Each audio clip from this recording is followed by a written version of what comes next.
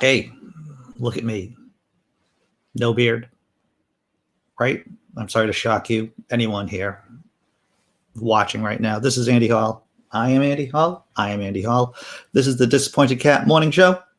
Let's do fun things before the news. Oh, happy 422, everyone.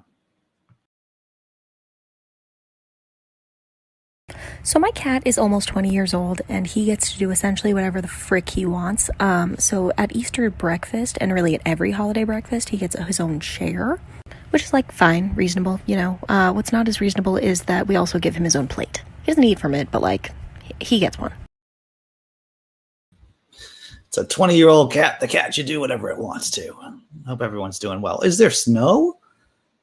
Rainbug? Is there snow where you are? There was snow over here. Like over the weekend, right? On Saturday? That was crazy. Dr. Mordecai. Hope everyone's doing well. For me, my weekend was yesterday. It was part of yesterday. It's going to take me a while. I'm just getting my second cup of coffee. I'm experimenting with less caffeine levels in the morning. And so, and of course, I haven't done the show for 3 days. So I'm kicking some rust off the tires. Off the tires? There's no rust on the tires. I'm kicking some rust off. That's what. So I hope everyone's doing well. Who do we got? We got John Hudson. Morning, Mr. Hudson. Lord help me, my fictitious God. Yes, Sammy Jenkins. Glad to see that you're here. Jesse Bear with cats. I see them cats. David Paul. Derek Cruz. And Tobin. Hope you're doing well.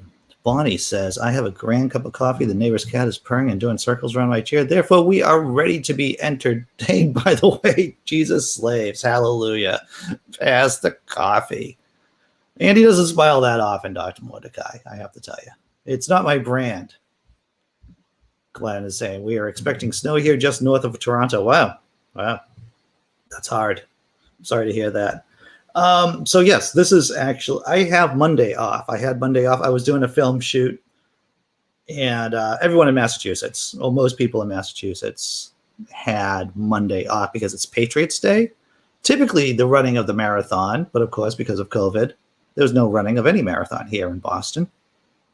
So I shaved yesterday because I was playing a banker. And earlier in the shoot, I was playing a scammer. So with the scammer, I had my beard. And then I thought, well, if I'm going to do banking, then a different type of scamming, perhaps, then I should shave. And so that's why I'm like unshaven. I plan to grow it back out. Yeah, I know. I look significantly more evil without my beard. But what are you going to do, right? What are the stories for covering today, by the way? What are the stories? We're going to talk about Proud Boys in jail, the America First caucus, not really caucusing, Richard Dawkins. Someone keep Twitter away from Professor Dawkins for all of us. 420. Did I say it was 420? Did I mention that it's also Hitler's birthday, which is weird? And I'm sure I'm going to get demonetized right now just for mentioning 420 and then mentioning Hitler's birthday. And that's I always thought that was a weird combination. That's a day to celebrate marijuana, and there are fascists out there doing their crazy fascist things. And so, yeah, we're going to be watching some other videos about the Chauvin trial. We're going to be doing all that crazy stuff. So I hope everyone had a good weekend. See, I'm going to go and act like this is a Monday because this is my Monday. I hope everyone had a decent weekend, or our last couple of days at least. What did I do? I did Atheist Drinking Out Loud. We had Dave, Critical Cripple on. We had Seamus. We had Neil, the 604 Atheist. And that was a lot of fun. I was also on the Free Thought Prophets show on Sunday, where we talked about Atheist Alliance International, the continuing and unfolding fiasco over at AAI. And I think that was everything. I did a comic for patrons on the Littlewood the Littlewood's Law. That's right, Littlewood's Law. I've been doing a lot of stuff. I've been doing a lot of things. And of course, it was my kid's birthday on Sunday. So I had birthday.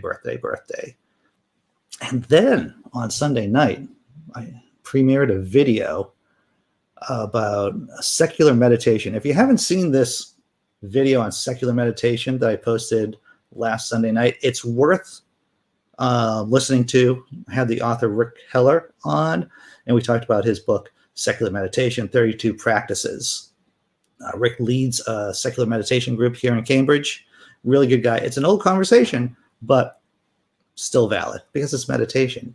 It's meditation. So we covered a lot of really cool topics, and I had a great time re-listening to that video.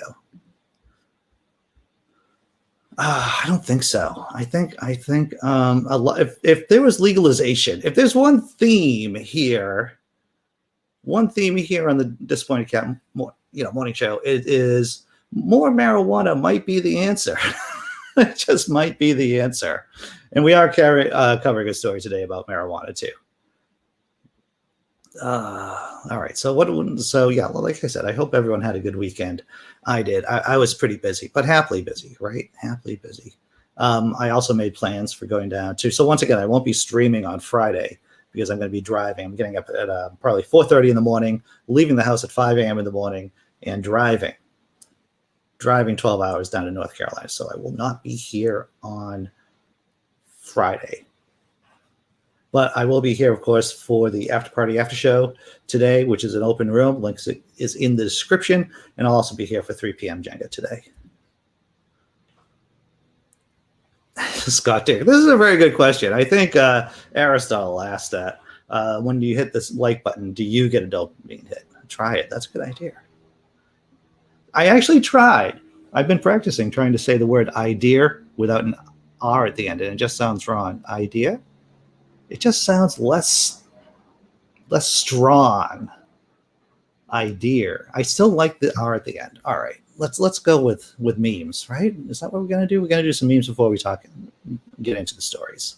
Celebratory once again, 420. Praise the Lord. And now to other memes. According to most health insurance companies, teeth are luxury bones that I must pay more to continue enjoying. Yeah.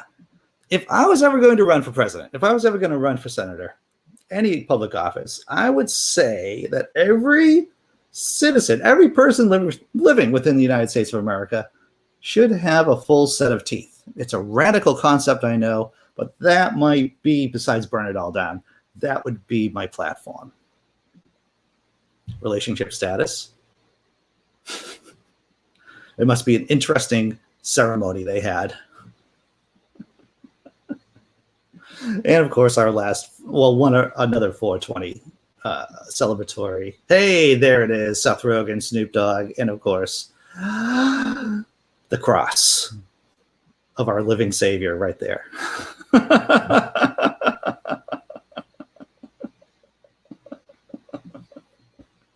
Oh, good days, good days. You got the cooties blazing? Wizard Hope, I hope you don't have the cooties. All right, happy 425 indeed. Hey, what's up, Fi? Hope you're doing well. John Hudson says more weed is all I need. Once again, I think there's a social economic principle of more weed being good for everyone. All right, let's talk about Proud Boys in jail. Oh, starting off the day positively, not only with marijuana, but talking about Proud Boys in jail. Leaders of the Proud Boys ordered jail on Capitol riot charges. They were running around free, these Proud Boys that were charged, and now they're going to spend some time in jail since a judge says that they're too dangerous to be let free. Let's dive in. Descriptions, links are in the descriptions. A federal judge on Monday ordered 2 leaders of the far-right Proud Boys extremist group to be arrested and jailed while awaiting trial on charges they planned and coordinated an attack on the U.S. Capitol to stop Congress from certifying President Joe Biden's electoral victory. Joseph Biggs and Ethan Nordean had been freed since their March 10th indictment indictment. But U.S. District Judge Timothy Kelly concluded that the two men are dangerous and no conditions for their release should be adequate. The judge said Biggs and Nordine facilitated political violence, even if they weren't armed and didn't assault anybody on the Capitol on January 6th. How are these guys still walking around? Oh, I know, they're white. That's why they weren't shot 6 times in the back. Here we go. Kelly overruled another federal judge in Washington, D.C., who had ordered pretrial home confinement for Nordine. Biggs was freed after his initial January 20th arrest in his home state of Florida. Of course it was Florida. Justice Department prosecutors initially didn't seek to keep Biggs jailed, but last month asked for his pretrial release to be revoked, saying new evidence shows he's a grave danger to the community. Attorneys for Biggs and Nordine asked Kelly to suspend Monday's ruling pending a possible appeal, but the judge denied their request. You know, of course they are a threat to the community. They are a threat to the community. What's remarkable, or maybe it isn't, when you really think about the United States of America, that these two, supremacists, fascists, were just walking around after leading an assault on the Capitol. At least they're in jail now. House arrest. What a ton of crap that is. Hey, what's up, Iron Charioteer? Getting my mouth energized here. Oh, yeah. Yeah, that was pretty fun. I'm pretty happy drunk, Iron Charioteer. I'm a pretty happy drunk overall. All right. So, Proud Boys, 2 dudes, Nordine, and this other fellow here. Nordine and Biggs, 2 leaders within the Proud Boy movement, have to be in jail. Who would have guessed? They are going to be in jail until the court date. All right, one more check on the comments. Hey, Simply Secular Dave, how you doing? Hope you're doing well. All right, so this story, we're going to have to talk about this story. I mentioned it on each one of the streams I was on over the last couple of days, and Hemet, the friendly atheist. I was going to call him the 420 atheist. I don't think Hemet's the 420 atheist. He is though I wonder if anyone has that title, the 420 atheist. There must be somebody. So here it is. Richard Dawkins stripped of Humanist of the Year honor after anti-trans tweets. I'm going to go through the story, which is extensive, and then I'm going to check the chat. Because sometimes I go through the story halfway and check the chat, but this time I'm just going to roll out the story. Link in the description. In 1996, Richard Dawkins was awarded the American Humanist Association's highest honor, Humanist of the Year. Tonight, the AHA took it back. The group just announced that it would retroactively withdraw his award due in large part to his recent statements questioning the humanity of transgender people. This is a statement from AHA. Regrettably, Richard Dawkins has, over the past several years, accumulated a history of making statements that use the guise of scientific discourse to demean marginalized groups and approach antithetical to humanist values. His latest statement implies that the identities of transgender individuals are fraudulent, while also simultaneously attacking Black identity as one that can be assumed when convenient. His subsequent attempts at clarification are inadequate and convey neither sensitivity nor sincerity. Consequently, the AHA board has concluded that Richard Dawkins is no longer deserving of being honored by the AHA and has voted to withdraw, effective immediately, the 1996 Humanist of the Year award. I want to say something too, but I'm going to continue. They're referring to a recent tweet in which Dawkins compared trans people to Rachel Dolezal, that was a butchering of the name, implying that trans people choose their identities, and complained about how critics were vilified for questioning those identities. This is just what Dawkins tweeted back April 10th. In 2015, Rachel, a white chapter president of the NAACP, was vilified for identifying as Black. Some men choose to, I don't know. These words don't feel good in my mouth as I'm saying them. Okay, I'm going to try to push through this. Some men choose to identify as women. And some women choose to identify as men. You will be vilified if you deny that they literally are what they identify as. The last word didn't help his case either, suggesting that all this is merely academic for him, all while Republicans across the country are pushing or passing laws designed to hurt trans people. Dawkins added, days later, I do not intend to disparage trans people. I see that my academic disgust question had been misconstrued as such, and I deplore this. It was not also my intent to ally in any way with Republican bigots in U.S. now exploring the issue. And Hammett wrote, it was too little too late. It was a weak attempt at walking back what he said and didn't even address the main issues. Oh, wait, this is a panel I should have. Okay, so this is another one of Dawkins' tweets. Yeah, you can read that, right? He wrote, is trans woman a woman? This kind of, this is not helping you or helping anyone, Professor Dawkins. No. Are there more tweets from him that are painful to see? There are more tweets that are just painful to see. It makes you think whether or not he's going to be part of the intellectual dark web. I was going to try not to talk about how I feel about this particular story. I'm going to try to go through the rest of it. Let's go. And this is from November 7th, 2020. Yes, I know it's behind a paywall, but it's worth it. Superb article by Trevor Phillips on the oppressive nonsense that can flow from aggressive wokeism, demanding that employees should sign a statement that all trans women are women. And of course, the march of wokeism is an all-pervasive new oppression. And the person, the Times from the UK, a lovely, lovely periodical. Of course, Black Lives Matter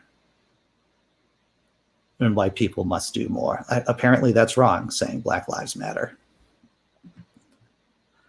Is there more to this story? I'm sorry, there is. And I can see the comments loading up. Meanwhile, the Center for Inquiry, where Dawkins serves on the board of directors and which merged with his foundation years ago, has not said anything publicly yet. The AHA has revoked the same honor from one other Humanist of the Year, Lawrence Krauss. In 2018, several months after sexual misconduct allegations first came against the physicist, and shortly after his university confirmed reports he had violated their harassment policy by groping someone at a conference, the AHA said it would withdraw the award they gave him in 2015. Last panel, I swear to my fictitious God, this is the last panel. The AHA board has concluded that the documents recently made public by Arizona State University at the end of their process substantially and reliably established that Krauss is undeserving of such recognition. The board has consequently voted to withdraw, effective immediately, all recognition accorded to Krauss by the AHA, and specifically the award of Humanist of the Year 2015. The Humanist of the Year award is meant to honor someone who is an exemplar of humanist values. If you look through the list of past recipients, there are now 2 blank spots where Krauss and Dawkins' names used to be. Am I afraid to look at the chat? I'm going to look at the chat and see what people are saying. Doctor Osiris, glad to see you here. And Imaginary God's here too. Fantastic. All right, I'm just going to go way back here.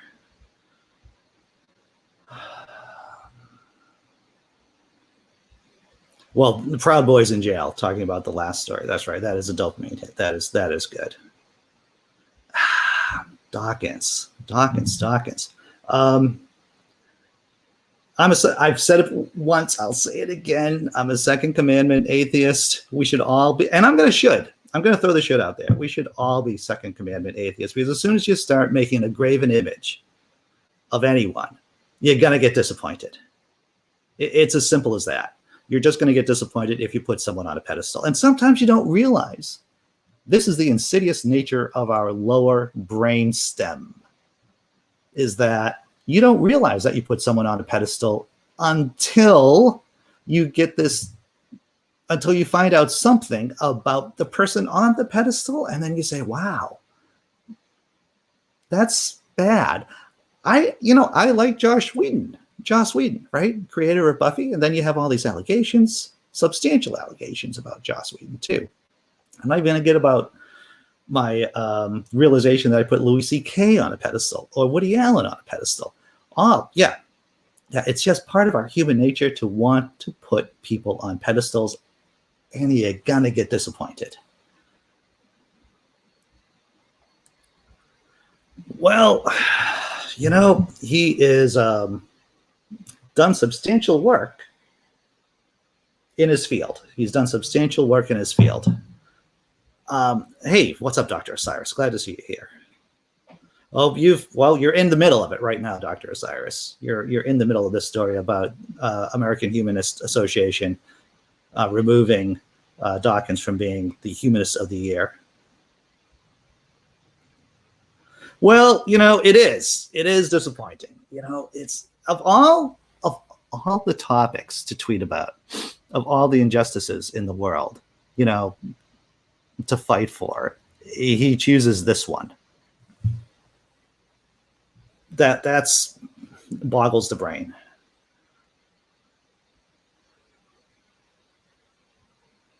You got cookies, Dr. Osiris? I'm glad to hear that. Also, hey, 420 atheist. All right, I think we just got through this entire discussion here. Oh, 420. I wasn't happy with my channel name, Andy. I hereby claim the name of 420 atheist by the power invested by all the disappointed felines. Watchtower watcher no more. Excellent. 420 atheist. So that's it. The Professor Dawkins no longer Humanist of the Year from 1996. Sure. AHA, I guess they had to do it. It was the right thing to do it. I've said it before. I'll say it again. Making idols out of people, putting people on pedestals. Even when you try your hardest not to do it, it just happens. It just happens. And it's unfortunate. Paul Kambish. I don't people on a pedestal, and I don't like anyone. Oh, Paul. I should put that as on a pedestal. Oh, here's does the runner-up take Dawkins Paulus for the year? Oh, I don't know. That's a good question. Who was the runner-up for Humanist of the Year in 1996? I don't know. I shared a elevator with Lawrence Krauss once. I was he's shorter than I expected, right? I guess I never met the man in person. And then we were sharing an elevator with him and his crew because he runs around with a posse. I think I was at TAM. I was at some conference. It might have been American Atheists. I don't know. I was drunk. I feel pretty sure because a lot of these conventions I just go to, I just, I do a lot of drinking. I know that's hard to believe. But I shared an elevator with him. And what I don't like doing is fanboying over people, especially if I don't have anything intelligent to say. If it just boils down to, hey, you're Lawrence Krauss. Yeah, I don't do that. Yeah, definitely. All right. So what's the next story? We just talked about, 420. This is the halftime show. We should do halftime show, everyone. Right? Because the show goes until 9:55 a.m., take a 5-minute break, and then we do the after party after show, which is an open room. Yes, you can just come in, pop in, talk about whatever you want to talk about, basically. And we do that from 10 to 11. The link to the after party after show, to the open room, is in the description. Let's do a halftime show. Do something funny. Recenter ourselves.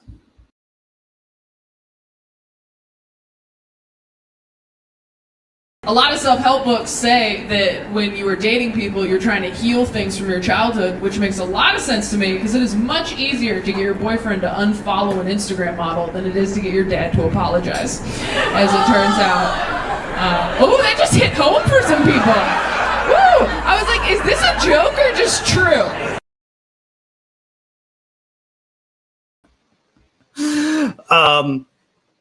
Have I had to give a defense for people I follow on Instagram?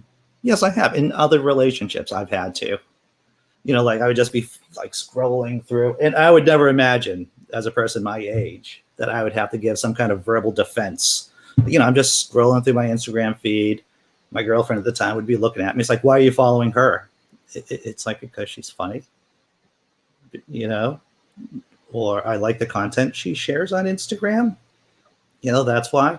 But yes, I've had to give a verbal defense. I was going to use the word oral defense, and I didn't think that was an appropriate word, phrasing, terminology. So yes, I've had to give a verbal defense on why I follow some people on Instagram in the past. I don't know if anyone else has.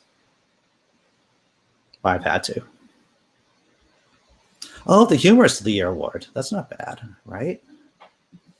I can take that. This is the second time I've heard the term naughty step. I was talking on, and I'm not really sure what the naughty step is, to tell you the truth. Is it like a timeout place? Is it a timeout zone that you put young children on? I was talking with John Hamill, Irish, from the Republic of Ireland. I was on his show on Sunday, and he mentioned being put on the naughty step, and I've never heard of it before, the naughty step. I did brain bug. I did, you're right. So the naughty step, I don't, yeah. I've been put in the naughty corner. Well, Eden, good to see you. Yes, I've been put in the naughty corner too. Naughty step is like being in the corner. All right, that's good to know. All right, 420 atheist. All right, well, this is the ideal point to talk about what's going on in the House of Representatives with marijuana. As we all know, here in the States, we're not in the dark ages about marijuana here. There are several states that have recreational marijuana. The state that I live in has recreational marijuana. Colorado, many states, some states are using the money from marijuana in innovative ways, like in, I believe it's Evanston, Illinois. They're using it to pay for or to fund reparations. We talked about this story a while back. And right now there is some movement in the federal government regarding marijuana. Let's take a look at it. If I can find the story, right? Because I know the story's here somewhere. Here it is. The House just voted to let marijuana businesses use banks again. And this is from Reason Magazine, a big L libertarian magazine. See, I just don't use, lefty magazines or periodicals for these stories. I do look at, big L libertarian pieces. And this is interesting. Because one of the impediments to many marijuana businesses is that they cannot use the banking system. On the eve of 420, the House of Representatives gave broad bipartisan support to a bill that would finally allow state legal marijuana businesses to access banking services. It's the second time the House has passed a bill to do so. Unlike in 2019, however, there's reason to believe the Senate may give the bill a warmer welcome this year. I wonder why I would give them a warmer welcome in the Senate. Maybe because they're less Republicans. Maybe I'm gonna go on this little diversion for a few seconds, and please humor me. I was watching Fareed Zakaria, CNN show, brilliant international perspective on things, and they were talking about Biden pulling troops out of Afghanistan. And by the way, good job, President Biden. And one of the main impediments, now you could argue that the U.S. attempt to build a functioning democracy in Afghanistan was doomed from the start, right? Far be it for me to argue that point. However, the war on drugs helped doom the U.S. attempt to build a functioning democracy in Afghanistan. If the U.S. policy wasn't the get rid of all your poppy fields, stop people from making money from growing poppies, then maybe we would have gotten less of the locals being pro-Taliban. Perhaps. What I am saying is that there are two things I know. Is that getting rid of the Ba'ath Party in Iraq, like de-Ba'athizing Iraq after the invasion, didn't help us whatsoever. Not that we should have gone on in the first place. And two, being anti-poppy, putting the war on drugs on the Afghan people was stupid. And this is how insidious the war on drugs is. It just makes, just like evangelical Christianity, it just makes us do stupid things. So that was a bit of insight, how the war on drugs helped us fail in Afghanistan.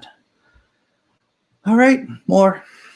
Secure and Fair Enforcement, the Safe Banking Act, which passed the House 321 to 101 on Monday evening, is in many ways the very least that Congress should be doing with regard to legalizing cannabis in America.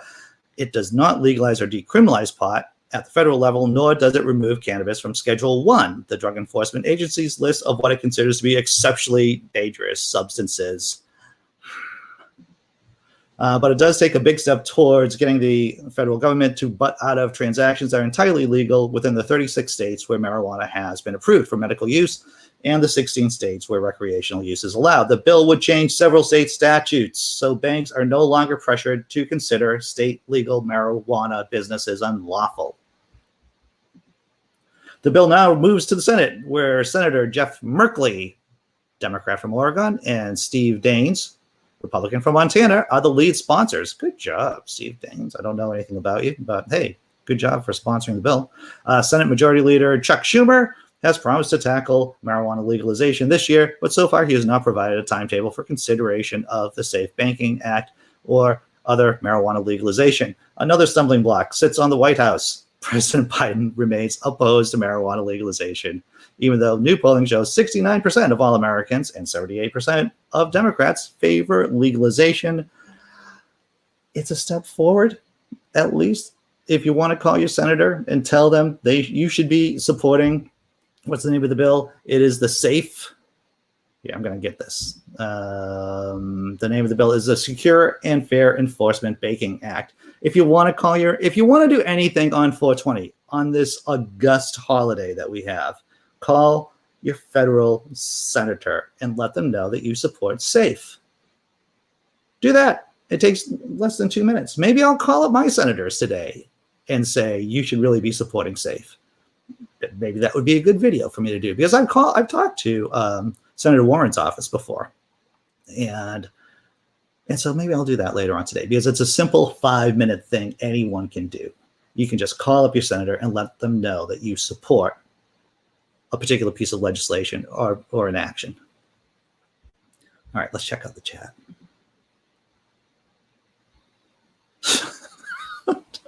Dr. Mordecai, I'm not going to read that.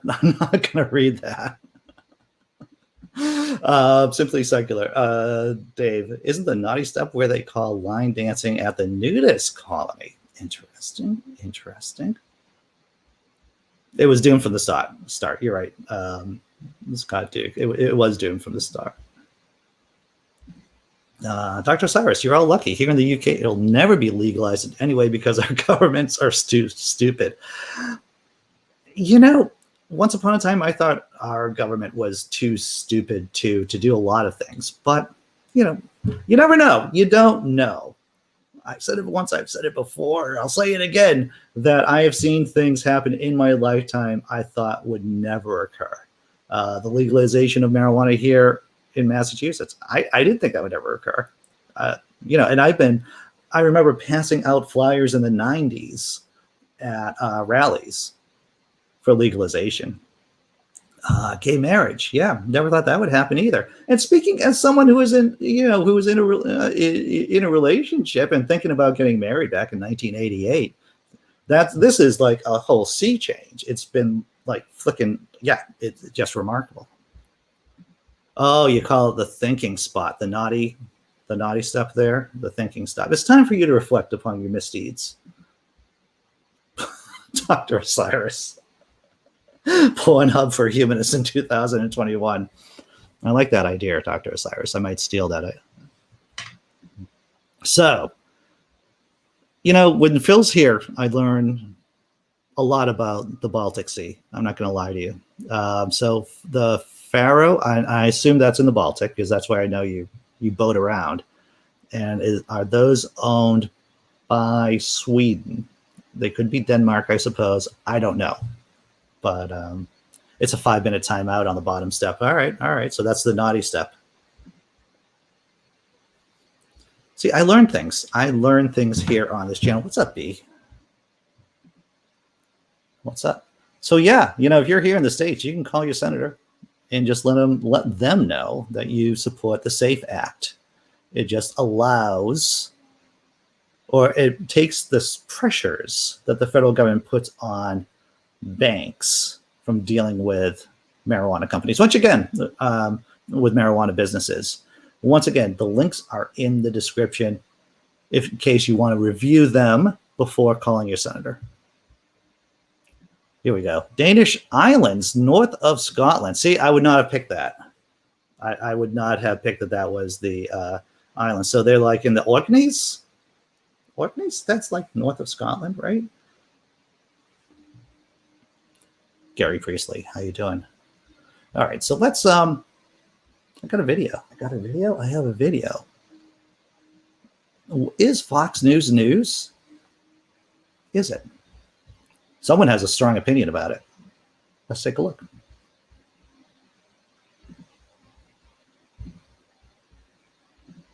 Fox in the era of President Joe Biden is a carousel of conspiracy theories and fear-mongering. So really what I'm saying is not much has changed. But the chyrons, those headlines that you see at the bottom of your screen, they are getting noticeably more creative. Fox uses them to push their conspiracy theory that Biden is essentially senile. At least this one has the qualifier seems on it. The frail, the weak, the cognitively struggling, clearly commander-in-chief, or is he, did not do well today. Other Fox banners imply that Biden basically belongs in a home. And one of their main experts on this literally calls in from his retirement home in Florida. Another is this guy, the infamous Fox doc they have on to give a, quote, virtual medical examination. Then reaching the evidence-free conclusion that Biden is off his rocker, pushes the conspiracy theory that he's a puppet of a deep state. See the question mark there? That's really just a fig leaf for a conspiracy theory. Like what? I didn't say it. I'm just asking a question. But this conspiracy theory isn't even trying to hide its identity. Yikes? Question mark? No. Just plain yikes. Fox reliably.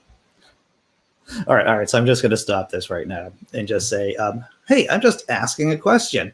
That seems like Professor Dawkins on Twitter. I'm just asking a question about whether or not Black Lives Matter is extreme wokeism. I'm just sharing tweets. That's all I'm doing. All right. I'm going to be quiet about this. I'm going to get back to the story.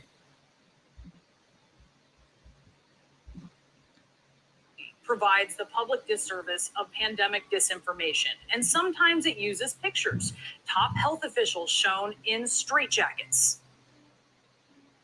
These people caused needless deaths and helped fuel social unrest.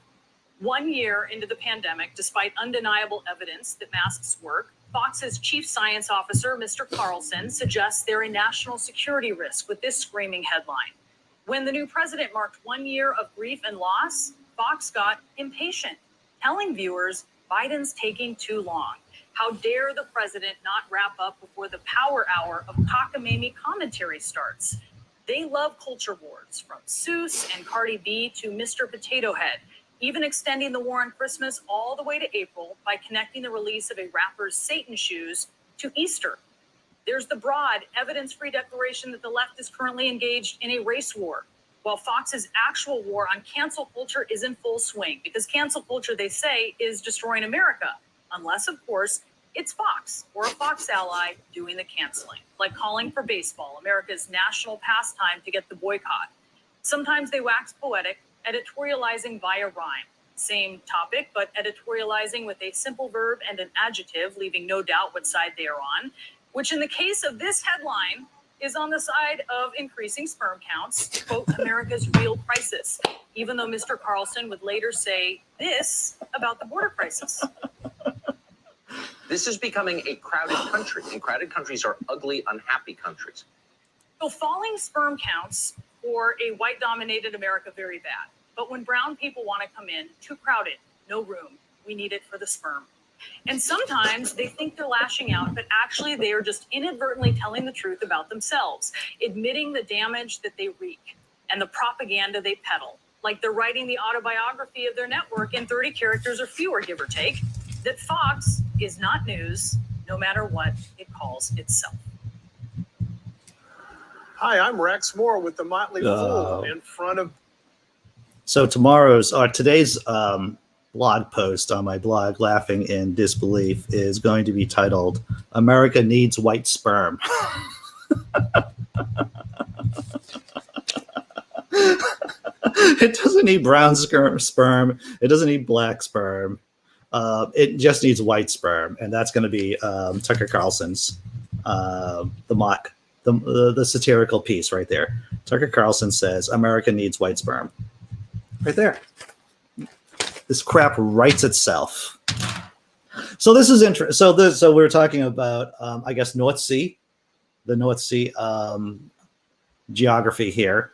And Phil is in this area, these islands, which is north of Shetland and Orkney. Now, I wonder, since they are, did Britain, I believe that Britain invaded Iceland during World War II to make sure that the Germans didn't get Iceland. Iceland was officially neutral, as I recall, but the Brits took it over, used it for RAF bases, Royal Air Force bases, and I wonder if they took over those islands too during World War II. I'm going to guess that they would do. Every sperm is sacred, and every sperm is good. Every sperm is needed in your neighborhood, and if you don't know what I'm talking about, you should go look at Monty Python's The Meaning of Life. Oh, it's beautiful, beautiful. I remember showing my kid, my oldest boy, the first time I showed him that song, that bit. His jaw just dropped. Jaw just dropped. All right. God gets irate. That's right. He always does. Gary Priestley, you're spot on with this. He always looks like he's constipated, like he's really trying to push one out. And yeah, it's not a good look for him. But he's never had a good look. Tucker Carlson has never had a good look, right? All right. So what stories have we gone over today, everyone? We've gone over Dawkins getting his 1996 award from AHA, American Humanist Association, taken away. Proud Boys are in jail that were just walking around free, even though they were charged and going to face trial. They're back in jail. 420, the House passed a bill, the SAFE Act, that's going to help banks work with marijuana businesses. And of course, we were just talking about that video about Fox News not being real news. So I have a real question here. I'm here without my beard. Most of you are long-time viewers of me on this channel and on other channels. What do you think? Should I go with no beard or should I go with beard? And this is an honest question. I've asked my girlfriend about this. Should I go with no beard or should I go with beard? And my girlfriend gave the right girlfriend answer, which was, you should just go with any way you look. I'm happy with, Andy. Any way you look is fine with me. It's like, well, that's a nice answer. But I know that I could trust everyone here in the chat to tell me whether or not I look better with a beard or without a beard. So you can put your votes in. You can vote once, you can vote twice, you can vote many times. But Sammy, yeah. The longer hair is a good look. I have to tell you, I'm going to get rid of the longer. Well, thanks. Maybe I'm going to keep the longer hair and keep the beard, right? Maybe that. I'm going to have to get the hair kind of managed pretty soon. Can we get a side by side? Maybe I can do that in maybe for Jenga today. I'll get a side by side picture. That's a good question. Simply Secular Dave. What's this? Oh, B goes beard. Yeah, I think I look a lot less evil with a beard. And to tell you the truth, one of the reasons why I went with a beard is because I look less Republican-y, right? When I was doing stand-up, I realized that people, young people, when they see me, when they see this, especially with the short hair, I just reminded them of their asshole dad or their asshole stepdad. And I'm on Team Beard. Thank you, Brainbug. Well, it seems to be pretty clear. People want beard. And so we'll go with beard. Definitely. We'll go with beard.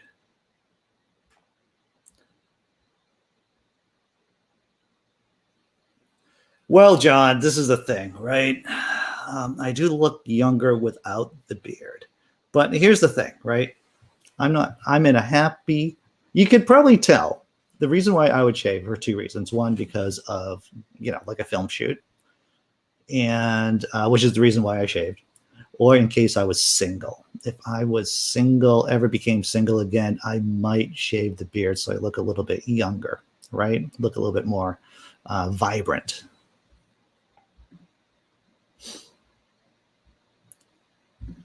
You're shopping for a silver while listening? Well, good luck, Jesse Bear.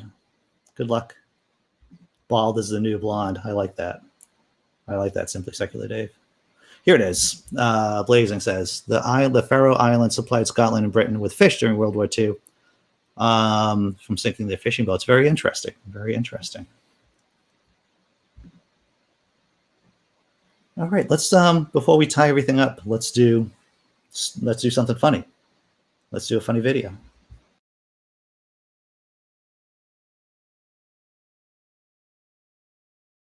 My fundamentalist Christian church wanted to do a play, which basically meant someone in the church was just going to write a terrible Christian play from scratch. So I convinced the pastor to let me write the terrible church play, and I was secretly obsessed with Rocky Horror Picture Show, but obviously that's not a Christian thing at all. So I basically just rewrote the Rocky Horror Picture Show and cast myself as Satan, but I straight up imitated Dr. Frankenfurter, and the pastor loved it.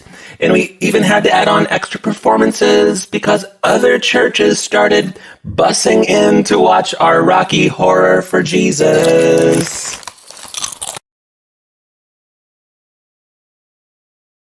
I don't know what a Rocky Horror Picture Show for Jesus would look like. I would pay to see it. I myself, I'm not going to lie to you. I saw a Rocky Horror Picture Show less than 10 times, probably around 8 or so.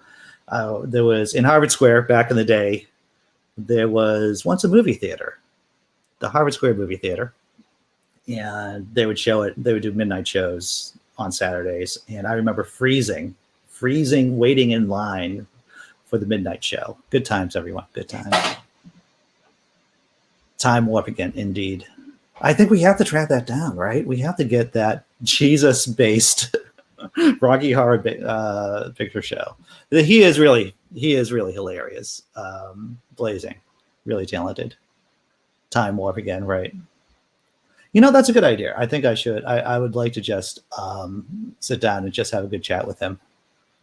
There must be a way to track him down. No. My wife prefers my beard, so I stopped shaving shortly after marriage. Smart. If we legalize weed, who are we going to make office furniture in jail? These are good questions. All right. Oh, you're one of the people that goes every Halloween at midnight? Elbow sex, indeed. Yeah, Rocky Horror Picture Show. Great. Oh, I'm sorry to hear that, Dr. Mordecai. He says his senator is Marsha Blackburn, your typical Christian nationalist. Yep. And they are typical Christian nationalists. Everyone. I guess the show's ending 50 minutes in as against to 55 minutes in. But I don't want to pad time. And the most important thing out of this entire show, for me personally, besides, of course, hanging out with you all, is figuring out that I'm going to let the beard grow back in. That's what I'm going to do. I'm going to let the beard grow back in, and I'm going to do something about managing my hair. I'm going to have to get it trimmed because right now it's getting long in the back. So I'm going to talk to my person. And of course, the other important thing is about today's post on Laughing in Disbelief, my blog. Tucker Carlson saying that America needs white sperm. I think that's going to write itself. I'm going to show my thank you video, which now has sound, by the way. I'm going to show my thank you video to my patrons and YouTube members. Thank you very much for your support. It helps. Every shekel counts. I am starting work next week. I'm only going to be doing 5-hour shifts, 5 days a week. So that's 12 to 5. Is that enough to live on, Andy? No, it's not enough to live on if I wasn't incredibly cheap. I also get a little bit of money from the blog. I get a little bit of money from the YouTube channel. Every penny counts. Every drip and drop of coffee counts. Thank you for your support, everyone. I appreciate it. And I called my senator every once in a while just to say how dumb she is. Excellent. Thanks, Gary Priestley. I appreciate it. All right, let's do the thank you video, and then I'll see whoever's here for the after party after show at 10 o'clock.